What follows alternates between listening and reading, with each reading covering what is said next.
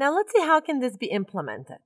So at the lowest level, we need to be receiving some events, some messages from the network or from the disk. So information about completed requests to read a portion of the file or write the file, etc. The operating systems use these two abstractions to typically represent networks or disks. So sockets are typically used to represent the interface to the network, and then files are what's really stored on disk. So these are the main abstractions when it comes to storage. Now, although they're called differently, sockets and files, it is quite fortunate that internally the actual data structure that's used to represent these two different abstractions is actually identical. It's called the file descriptor. So then an event in the context of this web server is an input on any of the files descriptors that are associated with it. So on any of the sockets or any of the files that are being accessed by the connections that these sockets carry.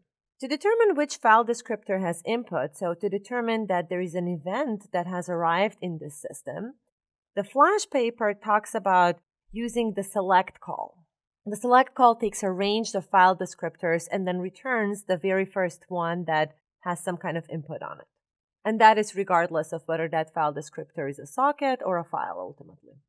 Another alternative to this is to use a PAL API. So this is another system call that's provided by current operating systems. The problem with both of these is that they really have to scan through potentially a really large list of file descriptors until they find one. And it is very likely that among that long list of file descriptors, there are going to be only very few that have input. So a lot of that search time will be wasted. An alternative to these is a more recent type of API that's supported by, for instance, the Linux kernel, and that's ePAL. So this eliminates some of the problems that Select and PAL have. And a lot of the high-performance servers that require high data rates and low latency use this kind of mechanism today. The benefits of the event-driven model really come from its design. It's a single address space, single flow of control. As a result, the overheads are lower. There is no need for context switching. Overall, it's a much more compact process, so it has smaller memory requirements, and the programming is simpler. We don't need to worry about use of synchronization primitives, about shared access to variables, etc. Now, in the context of this single thread, we are switching among multiple connections, so we are jumping all over the code base of this process and executing different handlers, accessing different state.